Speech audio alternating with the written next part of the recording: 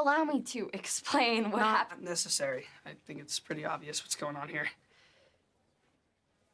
Walker and Jonah officially meet and Cyrus befriends Amber. So let's break down Season 2, Episode 23 of Andy Mack and find out just what happened.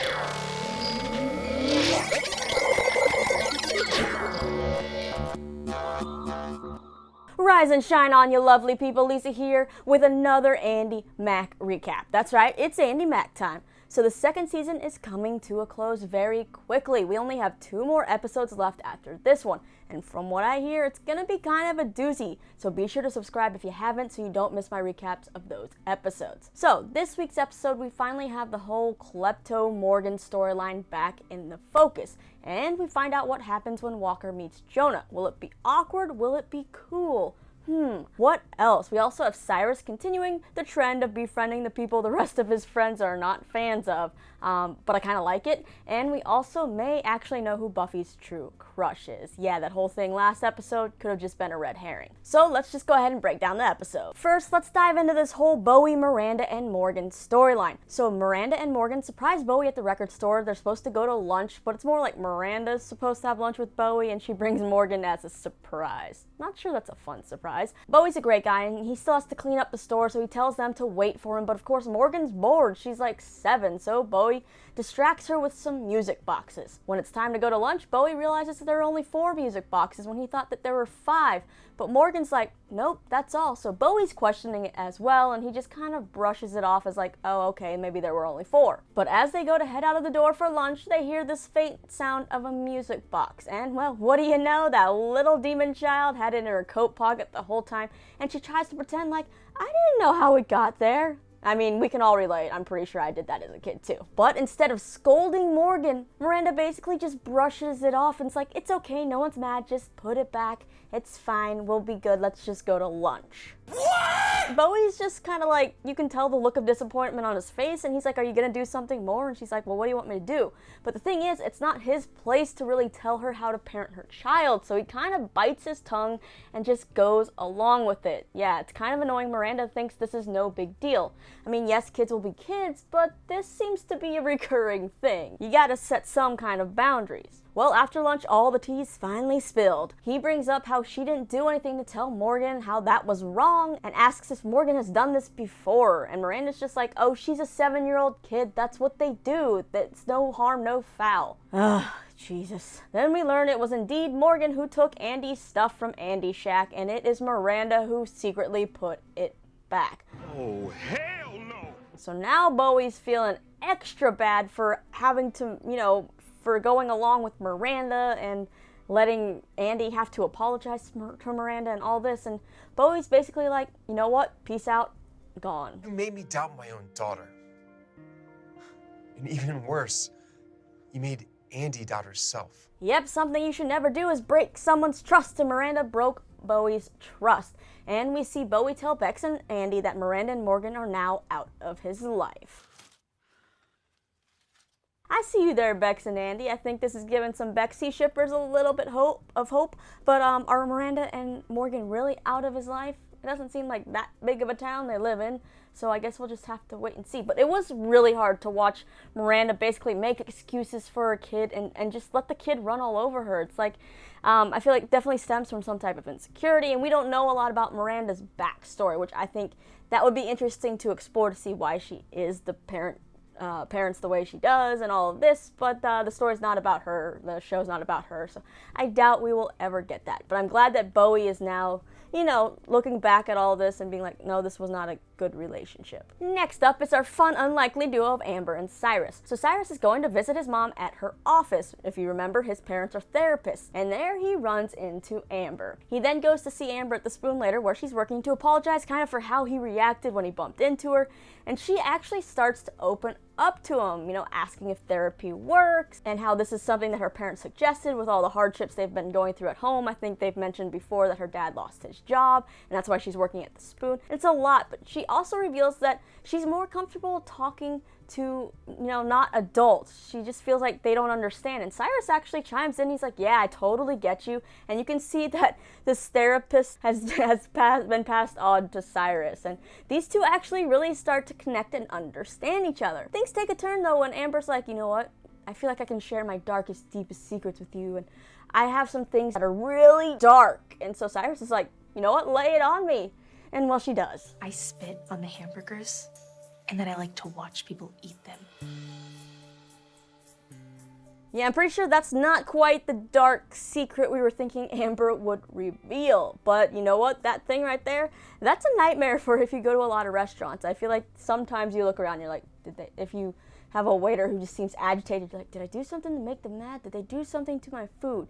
And also, if you have that fear, don't watch the movie Waiting. It is hilarious, but it'll make you not want to go to a restaurant again. But back to the story. When the gang is at the Spoon, Buffy orders a burger, and Cyrus does his best to try to keep Buffy from eating that burger because he sees Amber. Amber's watching. He remembers what Amber's dark secret is, and he's just trying to protect his friends, but also keep his mouth closed at the same time. Cyrus ends up slapping that burger out of Buffy's hand, which she's not too happy about. But then he's like, you know what, I'll go order you a new one, and he runs off to find Amber, pulls her aside, and what do you know? This was actually just all a test. That's kind of not that surprising. I feel like that would not be the darkest secret someone can tell you. That's not what you need to go to therapy for, is, thinking you should spit in people's food. But Amber was told to find people she can trust by Cyrus's mom, and so she doesn't trust easily, she doesn't open up easily, and she's really trying to pick and choose who she does this with. So she puts Cyrus to the test, and now she knows she can fully trust Cyrus. So yes, Cyrus is like his parents and is now kind of Amber's therapist, her peer therapist, peer counselor, or whatever.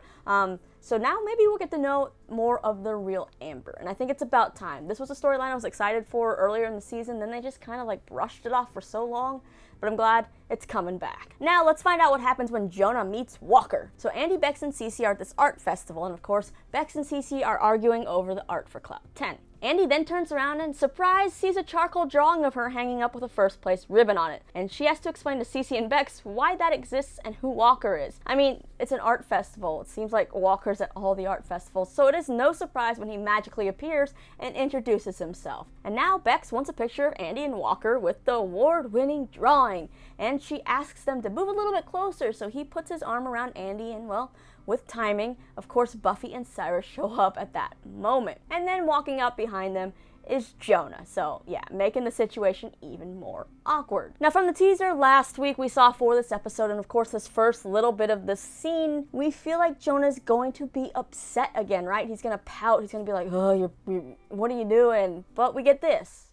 You're the artist. That's right. Congratulations on winning first place. Thanks, man. I'm Jonah, by the way.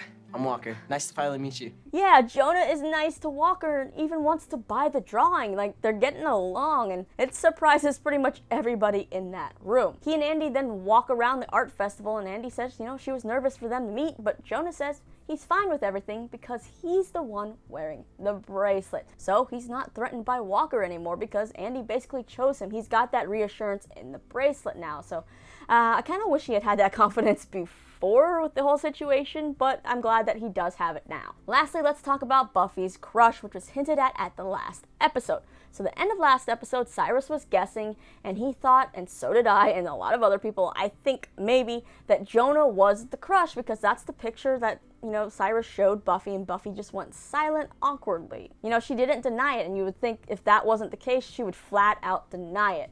Well, a lot of you were also like, nah, it's not going to be Jonah, it's going to be Walker. Well, this episode makes it seem like you all are actually right. So at the art festival, after Andy and Jonah leave, Walker and Buffy actually talk, and she's kind of giddy, and she's like twirling her hair. Well, Cyrus is, of course, watching and observing, and after Walker leaves, he's like, you know what, I've never seen you do that before, Buffy. And Buffy again turns on her defense mode and denies that she has a crush on who Cyrus thinks, and refuses to tell him yes or no, or deny anything, and she just kind of walks away. So Buffy has not confirmed nor denied having a crush on either Jonah or Walker. She just has a crush. So it's kind of, I feel like, up in the air on which one it would be.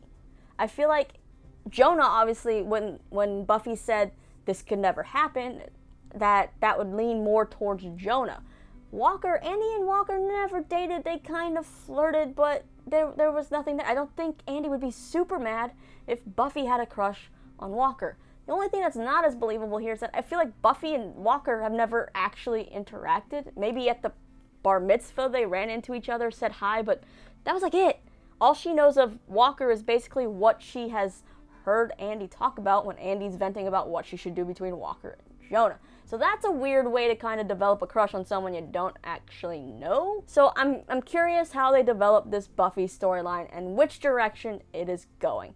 Now things do seem to really be leaning more towards Walker now that I've seen Buffy and Walker interact. But before that, I wasn't believing it because they really hadn't interacted, so how could she have a crush on someone she's really never even talked to? But I guess it's possible. But I feel like Cyrus is going to get to the bottom of this and figure it out because, like I said, it's not 100% confirmed which crush it is.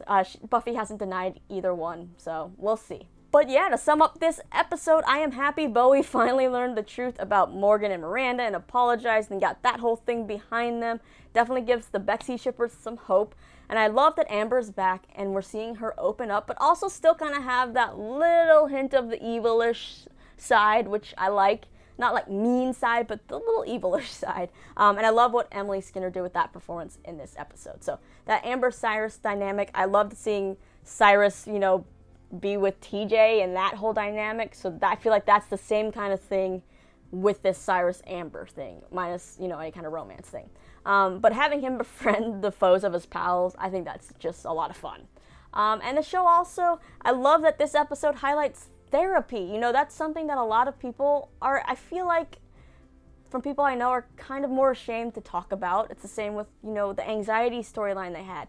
People, I'm that way. I'm not good at opening up and talking about my feelings to strangers or anybody. So this was actually kind of interesting to see them shine a light on something that you don't hear talked about in kids shows, let alone even teen shows really. So Andi Mack continues to kind of push the envelope of what it's covering here to be relevant. And I think it's also nice with the Amber-Cyrus dynamic to show that you can change in your life. You know, when you have good people around you, you can change for the better. You have to want to change. And I think now that she has someone believing in her, same with TJ, he had someone believing in him, that these people are turning out for the better. All right, I'm done blabbering about this episode, so let's watch part of the promo for the next episode. Cyrus and you? Why do you have this need to be friendly with unfriendly people? You know, from Amber's point of view, you're the unfriendly one. All right, so Amber and Buffy definitely still don't like each other, and Cyrus is just putting on his therapist cap to try to solve that problem. But I feel like it's either going to go terribly wrong or terribly good. Nowhere in the middle, probably. You're really the coolest girl I've ever known. I was thinking Adrenaline City next weekend. I can't next weekend. Weekend after that? Andy, Oh no.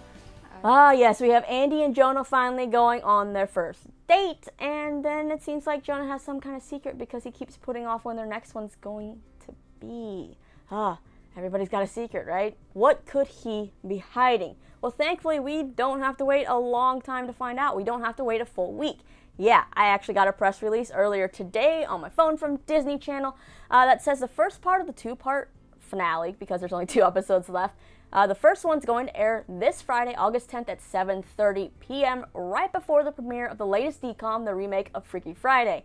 Then the season finale, the final episode of this season, will air next week, Monday the 13th at 8 p.m. its normal time. So if you want a sneak peek, here's the log lines that I got for both of those episodes. The first one says Andy and Jonah go on their first date where Andy learns some sad news. Also, Bex and Celia prepare for the grand opening of their business. Then the logline for the finale episode is Andy and Bex plan a special dinner for Bowie, but unexpected company crashes the party. Okay, so from those hints, it seems like Jonah has some kind of sad news. It's why he can't go on the date with her, you know, the next weekend or the weekend after that. Well, the show's already kind of done this whole moving storyline, so I don't think it's going to be that again. So I don't know. It's hard to think about sad news. Like, could someone in Jonah's family maybe be sick?